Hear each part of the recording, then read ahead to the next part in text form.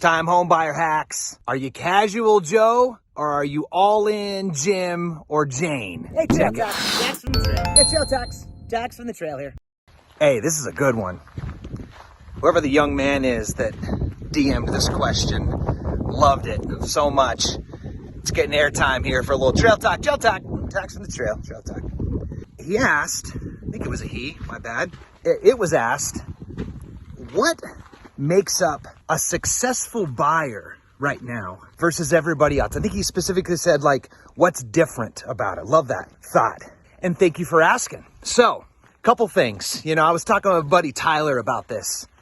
We sold his condo down in downtown a couple months back.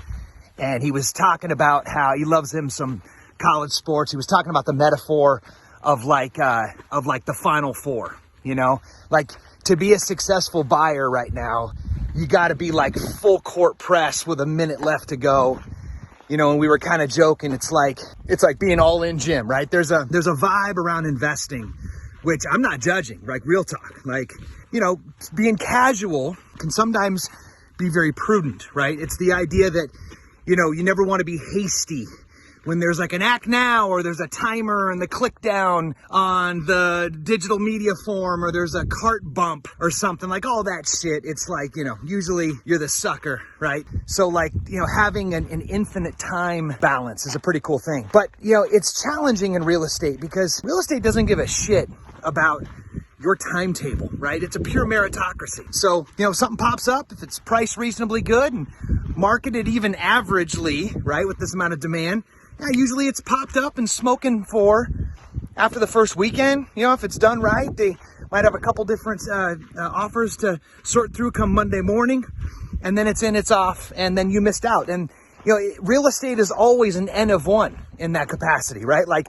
that particular unit, to Tyler's point, in that building, looking over that view with those updates might not ever come back again, at least not during the timetable of your buying cycle. So there's a timeliness inside of the wisdom of infinite time, right? But more practically, I love the idea of asking, like, what's different?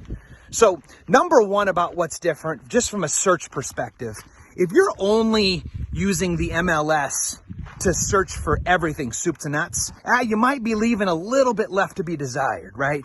Like having access to some off-market property. And listen, this is not, I'm not that dude or gal who says, oh, I got the hot stuff, you know, get me off market. Like, bottom line is, if a seller's smart, they're probably going to still market test on the MLS anyway. But it's not the hack of you getting it without any competition. The hack is just being first on the scene. Because if you do know about it, you get a chance to vet it, you can do all your work in advance, and you can slap that table quickly, which sends a really nice message to the seller that you're serious, right?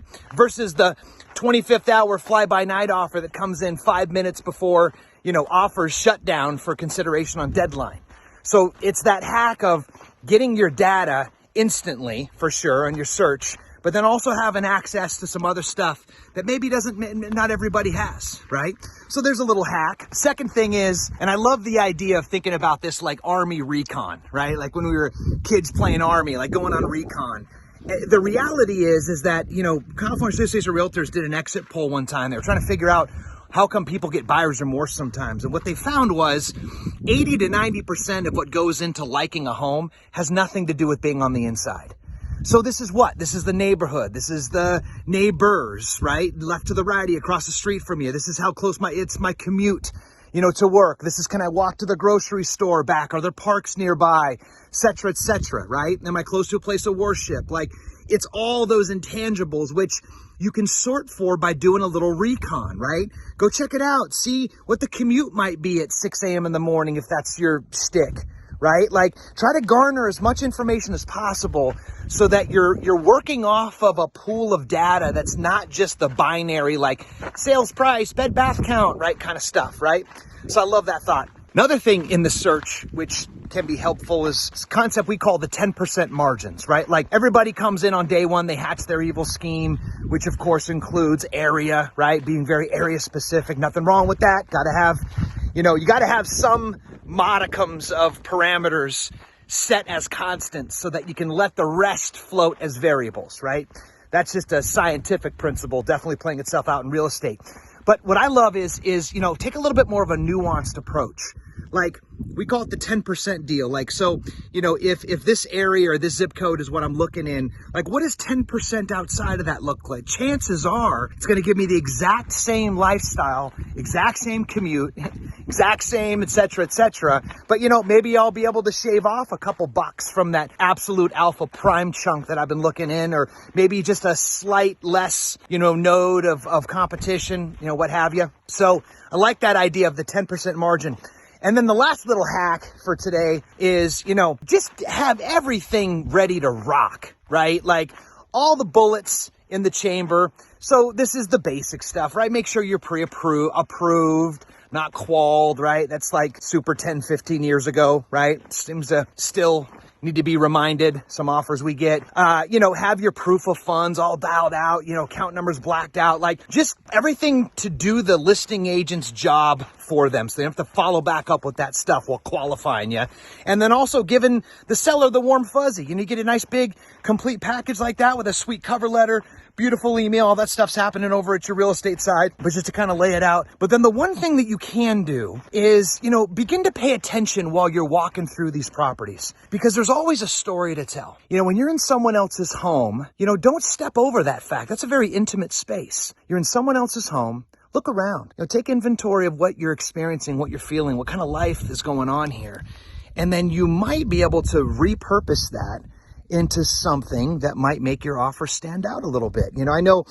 I know that seller letters to the seller, buyers to the seller are a hot button legal topic right now, and I'm not making a position legally, Lord knows, right? But I can tell you from experience that some sellers don't want to receive any letters. Boom, they want to toe that line. Some sellers want the letters. They welcome them. They almost are begging for them because they're trying to find a way to connect to a story that supersedes the numbers and the math. And again, I'm not making a legal statement on that, so please, that's above my pay grade. But thinking about that, if that is something that comes up, and that's something that you choose to employ with your agent, something that the seller's agent, that is a game that's played out. And if that is a game that's being played on that home that you want and you want to vie for, make sure it's playing in your favor. That's a great way to stand out. So there's a couple hacks. The truth is, gang, I could make this video probably 5 to 10 minutes longer and keep on rifling through stuff. But instead, I'm going to tip the cap instead and ask for your follow, right? So we got a little newsletter we're calling the first time home buyer hacking,